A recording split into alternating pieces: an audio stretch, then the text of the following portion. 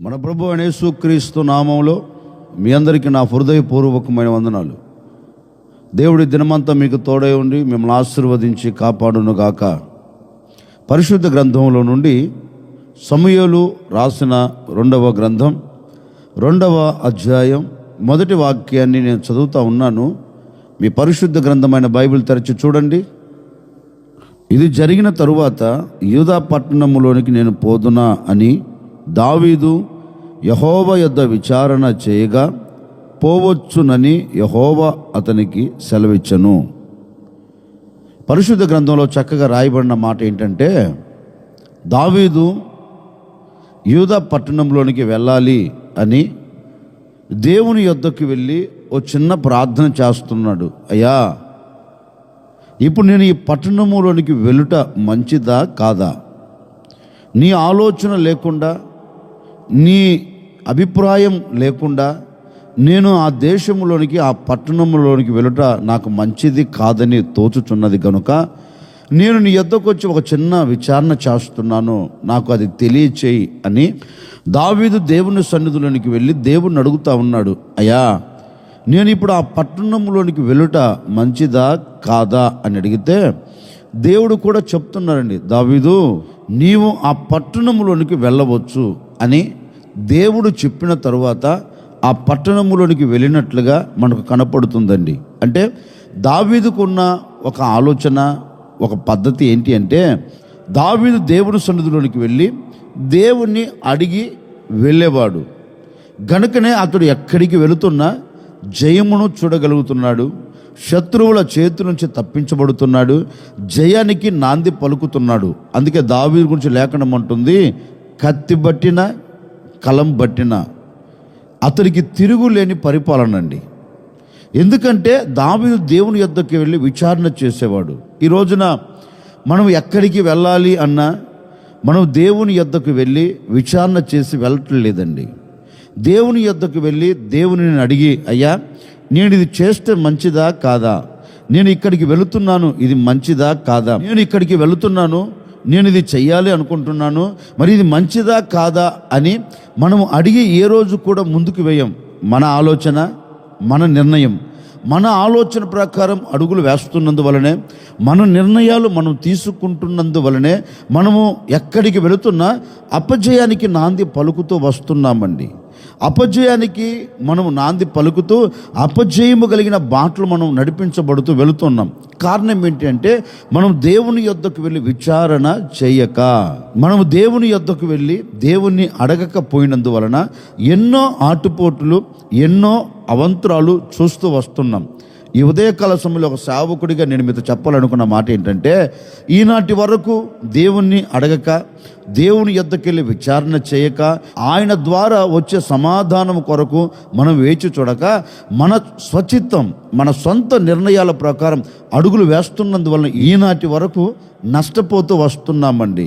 అందుకే ఈ ఉదయకాల సమయంలో ఒక సేవకుడికి నేను మీతో చెప్తున్నాను, ఈనాటి వరకు ఏ విషయాల్లో మీరు నష్టపోయారు, ఏ విషయాల్లో దేవుని యొద్దకు వెళ్ళి అడగక, దేవుని యొద్ద విచారణ చేయక, దేవుని ద్వారా వచ్చే సమాధానము కొరకు నీవు వేచి చూడక, నీకు నీవే ఆలోచించి అడుగులు వేసి ఈనాటి వరకు ఎన్ని అపజయాలు చూస్తూ వచ్చావో, ఎంత కన్నీరు కారుస్తూ వచ్చావో, ఎంత అవమానానికి గురవుతూ వచ్చావో నాకు తెలియదండి.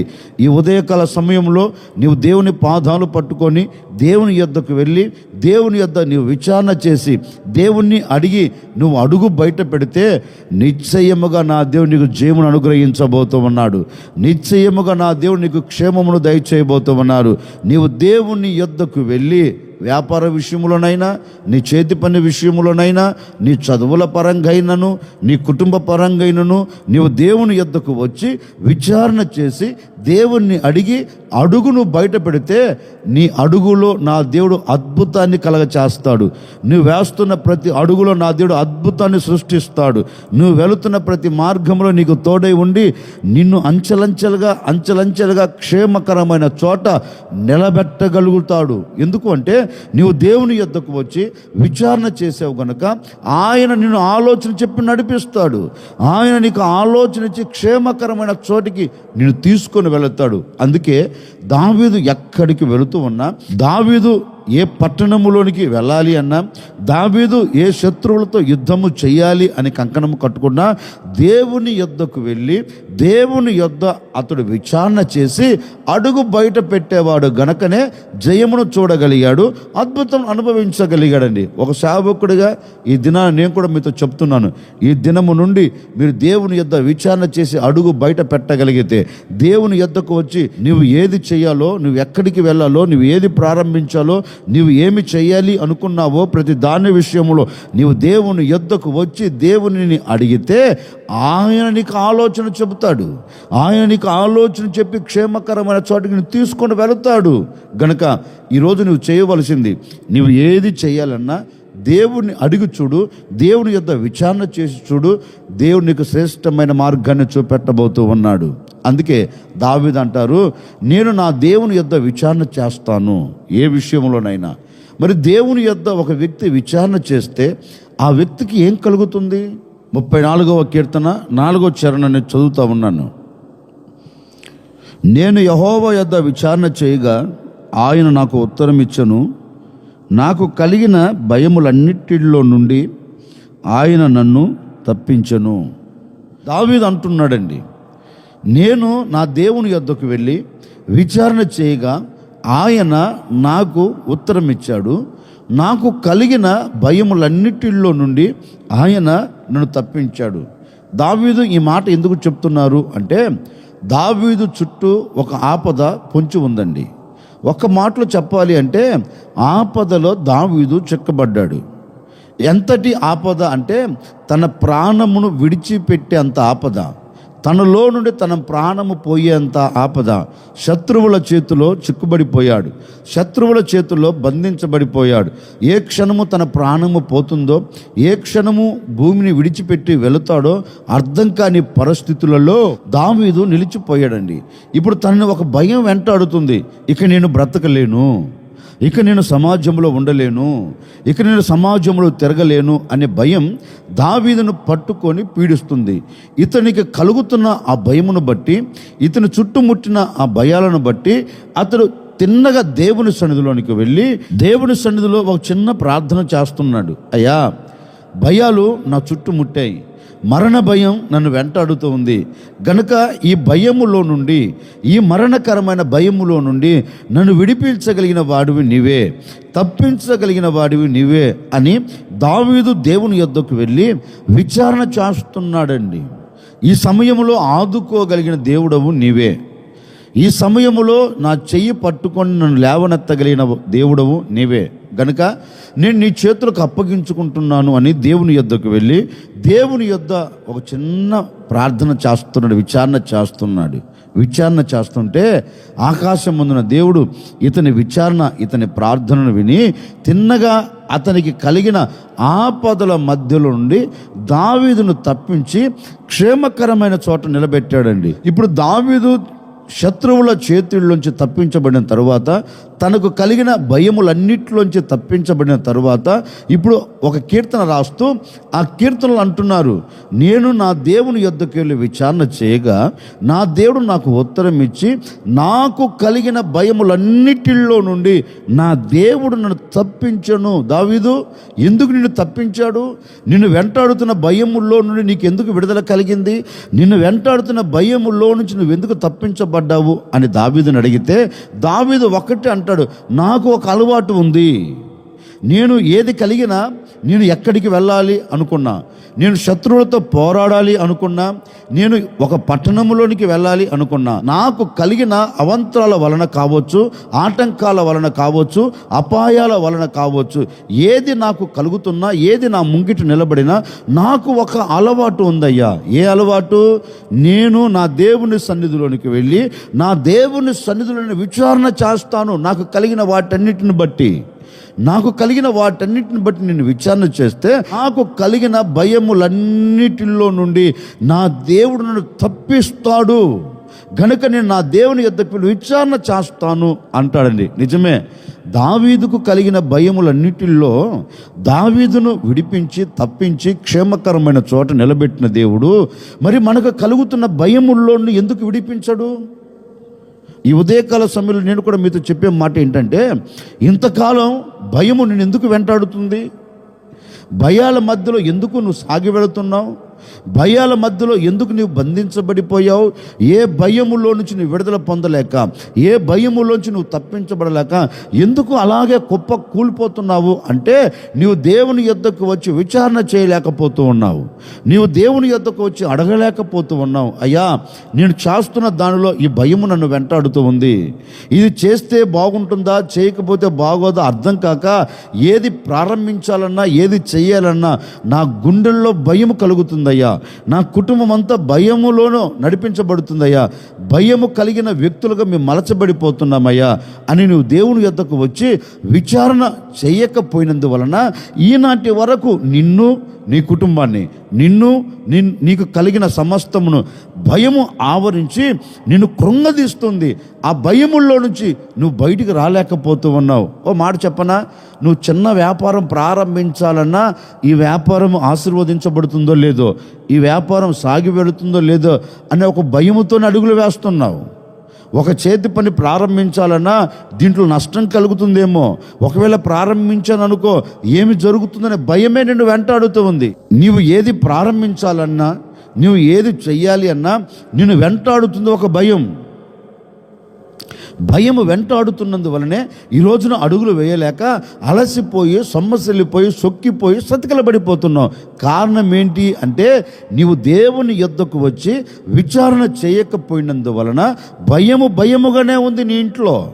అందుకే ఈ సంవత్సరాంతంలో నీవు దేవుని సన్నిధులకు వచ్చి నీకు కలిగిన భయములన్నిటి విషయంలో నీవు దేవుని యొద్ద విచారణ చేస్తే తప్పక నా దేవుడు నీకు ఉత్తరము దయచేయబోతూ ఉన్నాడు. తప్పక నా దేవుడు నీకు జవాబును పంపబోతూ ఉన్నాడు. నిశ్చయముగా నీకు కలిగిన ప్రతి భయములోంచి నా దేవుడు నీకు విడుదల కలగ చేయబోతూ ఉన్నారు. భయములన్నిటిలో నుండి నీవు తప్పించబడేదవుగాక, భయములన్నిటిలో నుంచి నీవు విడుదల పొందేదవుగాక. అది ఏ భయమైనా కావచ్చండి, ఏ భయమైనా కావచ్చు. ఈరోజు భయము వలన మనిషి అడుగులు వేస్తున్నాడు. భయము వలన మనిషి మనుగడ కొనసాగించుకుంటూ వెళుతూ ఉన్నాడు. నీవు ఎవరివైనా కావచ్చు, నా దేవుని దగ్గరికి వచ్చి నీకు కలిగిన భయములన్నిటిలో నుండి నీవు నా దేవుని యొద్ద విచారణ చేయగలిగితే నీ భయములన్నిటిలోంచి నా దేవుడిని తప్పించబోతూ ఉన్నాడు. నీ భయములన్నిటికీ నా దేవుడు ముగింపును కలగ చేయబోతూ ఉన్నారు. ఏ భయం నిన్ను వెంటాడకుండా, ఏ భయం నిన్ను కృంగదీయకుండా, ఏ భయం నిన్ను బెదిరించకుండా నా దేవుడు ఒక అద్భుతమైన కార్యము జరిగించబోతూ ఉన్నారు. నీవు యెహోవా యొద్దకు వచ్చి విచారణ చేయగలిగితే, నేను ప్రకటించే యేసు క్రీస్తు యొద్దకు వచ్చి నీకు కలిగిన వాటన్నిటిని బట్టి నువ్వు దేవుని యొద్ద విచారణ చేస్తే వాటన్నిటిలో నుండి, నిన్ను వెంటాడుతున్న వాటన్నిటిలో నుండి, నిన్ను తరుముతున్న వాటన్నిటిలో నుంచి, నిన్ను భయపెడుతున్న వాటన్నిటిలో నుంచి నా దేవుడు మిమ్మల్ని తప్పించబోతూ ఉన్నారు. ఒకవేళ నీ కుటుంబానికి ఏ భయము వెంటాడుతుందో, నీ పిల్లలకు ఏ భయము వెంటాడుతుందో, ఒకవేళ నీ వ్యక్తిగత జీవితంలో ఏ భయము వెంటాడుతుందో, ఏదైనా కావచ్చు అండి. ఈరోజు దేవుని యొద్దకు వచ్చి విచారణ చేసి చూడు, నా దేవుడు అద్భుతమైన కార్యం జరిగించబోతూ ఉన్నాడు. దావీదుకు కలిగిన భయములన్నిటి నుంచి తప్పించిన దేవుడు మీ భయములన్నిటిలో కూడా తప్పించబోతూ ఉన్నారు. ప్రతి భయం తొలగిపోవునుగాక, ప్రతి భయము మీద నీకు జయము కలుగునుగాక, ప్రతి భయము తొలగిపోయి నీకు, నీ కుటుంబానికి, నీకు కలిగిన సమస్తమునకు నా దేవుడు నెమ్మదిని దయచేయునుగాక.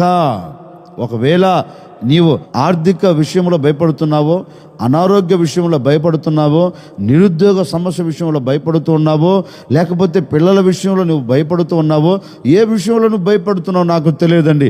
ఈ సంవత్సరాంతంలో నువ్వు దేవుని యొద్ద విచారణ చేసి చూడు, అన్నిటిలో నుంచి నా దేవుడు తప్పించబోతూ ఉన్నాడు. వెంటాడుతున్న ప్రతి భయం నుంచి నా దేవుడు నీకు విడుదల కలగ చేయబోతూ ఉన్నాడు. ప్రతి భయములో నుంచి నేను తప్పించి నా దేవుడు నీకు జయమిచ్చునుగాక. అందుకే దావీదు అంటారు, నాకు కలిగిన భయములన్నిటిలో నుండి నేను నా దేవుని యొద్ద విచారణ చేశాను గనుక నాకు కలిగిన భయములన్నిటిలో నుండి నా దేవుడు నన్ను తప్పించను. నా దేవుడు ఈ దినము నుండి మిమ్మల్ని కూడా మీ ప్రతి భయములోంచి నా దేవుడు తప్పించునుగాక. తలలు వంచండి, చిన్న ప్రార్థన. ఆశ్చర్యకరుడా, మీకు స్తోత్రాలు చెల్లిస్తున్నాను తండ్రి. గడిచిన దినాలన్నీ మీ సురక్షితమైన రెక్కల నీడలో మీరు మమ్మల్ని దాచి కాపాడుతూ క్షేమాన్ని కలుగ చేశారు. మరొక దినాన్ని కూడా మాకు దయా కిరీటముగా ధరింపచేశారు. అందును బట్టి మీకు స్తోత్రాలు చెల్లిస్తూ ఉన్నాం నాయన. మేము మీ యొద్ద విచారణ చేస్తే మాకు కలిగిన భయములన్నిటి నుంచి మీరు తప్పిస్తారని మాట ఇచ్చి ఉన్నారు నాయన. ఎందరైతే వారికి కలిగిన భయమును బట్టి నీ యొద్దకు వచ్చి విచారణ చేస్తున్నారో ప్రతి వారిని ప్రతి భయముల్లో నుండి తప్పించి ప్రతి వారికి జయమిచ్చి నెమ్మదితో సాగిపోయేట్లకు అద్భుతమైన మీ కార్యము జరిగించబోతున్నందుకే మీకు స్తోత్రము తండ్రి. ఏ ఒక్కరూ భయము లేకుండా బ్రతుకున్నట్లుగాను భయములన్నిటి నుండి బిడ్డలు తప్పించబడినట్లుగా నవనూతనమైన కార్యమును జరిగించమని యేసు నామములు అడిగి వేడుకొనుచున్నాము తండ్రి, ఆమెన్. ఈ దినమంతా నా ప్రభు మీకు తోడే ఉండి మీకు కలిగిన ప్రతి భయములో నుంచి నా దేవుడు మిమ్మల్ని తప్పించును గాక.